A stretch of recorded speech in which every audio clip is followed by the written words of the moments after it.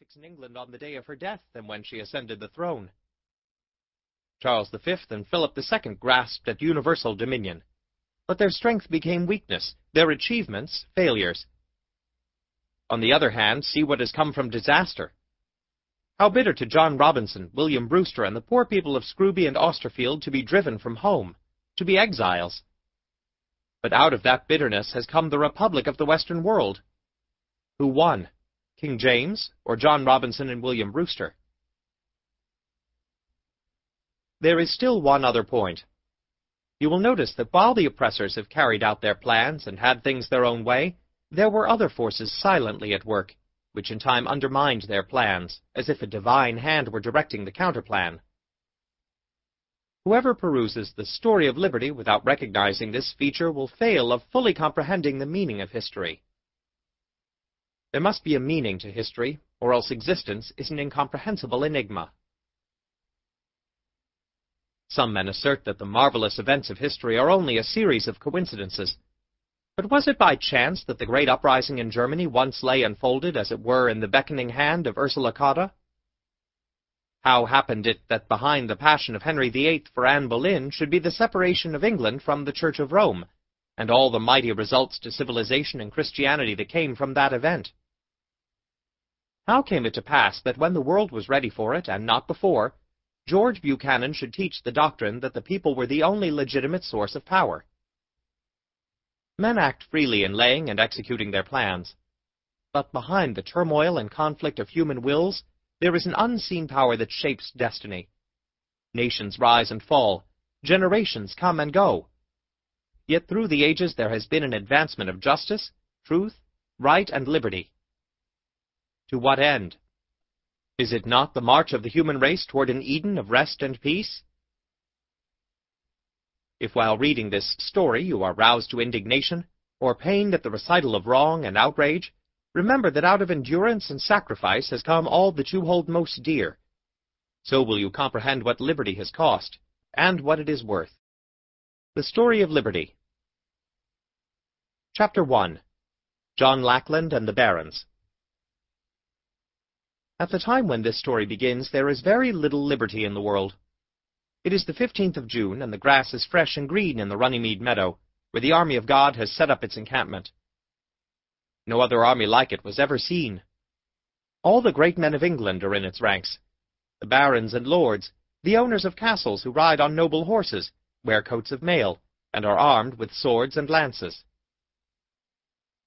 Pavilions and tents dot the meadow. Flags and banners wave in the summer air. General Fitzwalter is commander. There is no hostile army near at hand, nor will there be any clashing of arms on this 15th of June. And yet before the sun goes down, the army of God will win a great victory over the King of England, John Lackland, who is in Windsor Castle, which overlooks the meadow from the south side of the River Thames, which comes down from the northwest and sweeps on to London. The king is called John Lackland because his father did not deed him any land. His brother was Richard Coeur de Lion, the Lion-Hearted, who was brave, but also wicked and cruel. He commanded the Crusaders, and fought the Saracens under Saladin in Palestine. One day he told his cook to have some fresh pork for dinner, but the cook had no pork, nor did he know where to find a pig. He was in trouble, for if there was no pork on the table, he would stand a chance of having his head chopped off. He had heard it said, however, that human flesh tasted like pork. Knowing that no pork was to be had, he killed a Saracen prisoner and cooked some of the flesh and placed it on the table. The king praised the dinner. Perhaps, however, he mistrusted that it was not pork, for, said Richard, "Bring in the head of the pig, that I may see it." The poor cook knew not what to do. Now he certainly would have his head cut off. With much trembling he brought in the head of the Saracen. The king laughed when he saw it. "We shall not want for pork as long as we have 60,000 prisoners," he said, not in the least disturbed to know that he had been eating human flesh. The Saracen general, Saladin, sent 30 ambassadors to Richard, beseeching him not to put the prisoners to death. Richard gave them an entertainment, and instead of ornamenting the banquet with flowers, he had 30 Saracens killed and their heads placed on the table. Instead of acceding to the request of Saladin, he had the 60,000 men, women, and children slaughtered out on the plain east of the city of Acre. "Tell your master that after such a fashion the Christians wage war against infidels," said Richard to the ambassadors. Kings did as they pleased, but for everybody else there was no liberty. When Richard died, John seized all his money, jewels, and the throne, pretending that Richard had made a will in his favor. John's older brother, Geoffrey, who was heir to the throne, was dead. But Geoffrey had a son, Arthur, whose right to the throne was as good as John's. Arthur was a boy, while John was 32 years old. The uncle seized Arthur and put him into a dungeon in the Tower of London, and ordered the keeper, Hubert de Burgh, to put Arthur's eyes out with a red-hot iron. Shakespeare has pictured the scene when Hubert entered one morning and showed Arthur his uncle's order. Arthur: "Must you with hot irons burn out both mine eyes?" Hubert: "Young boy, I must." Arthur: "And will you?" Hubert: "And I will." Arthur: "Have you the heart? When your head did but ache, I knit my handkerchief about your brows, the best I had, a princess wrought it me, and I did never ask it you again, and with my hand at midnight held your head, and like the watchful minutes to the hour, still and anon cheered up the heavy time, saying, What lack you, and where lies your grief? Or what good love may I perform for you? Many a poor man's son would have lain still, and ne'er have spoke a loving word to you. But you at your sick service had a prince. Nay, you may think my love was crafty love, and call it cunning. Do, and if you will. If heaven be pleased that you must use me ill, why then you must. Will you put out mine eyes? These eyes that never did, nor never shall, so much as frown on you? Hubert: "I have sworn to do it, and with hot irons must I burn them out."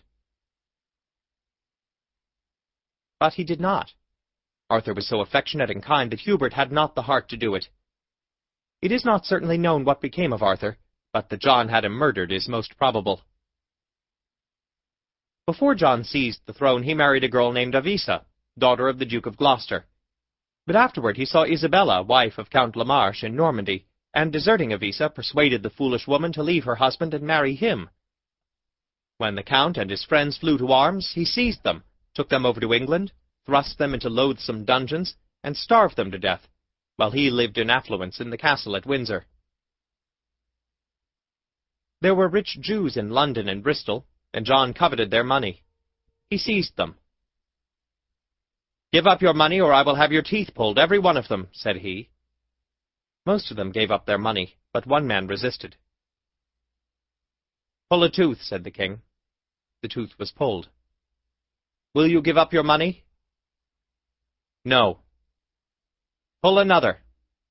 Out came another tooth. "Will you comply with the king's demands?" "No." "Pull 'em all out." Out they came. "Will you hand over your money?" "No." "Then seize it, take all." So the poor man lost his teeth and his money also. John commanded the country people to drive their cattle into camp, and supply his soldiers with food. The people in Wales, however, would not obey, whereupon he seized 28 sons of the chief families and shut them up in prison. That stirred the Welshmen's blood, and they flew to arms. But John, instead of giving up the young men, put them to death. He is a tyrant. The barons and lords have resolved that they will no longer submit to his tyranny. They have organized themselves into an army, calling themselves the Army of God. A few months ago they sent a deputation to the king, stating their demands. "I will not grant them liberties which will make me a slave," he said, swearing terrible oaths. There is no liberty for anybody except for this wicked and cruel tyrant.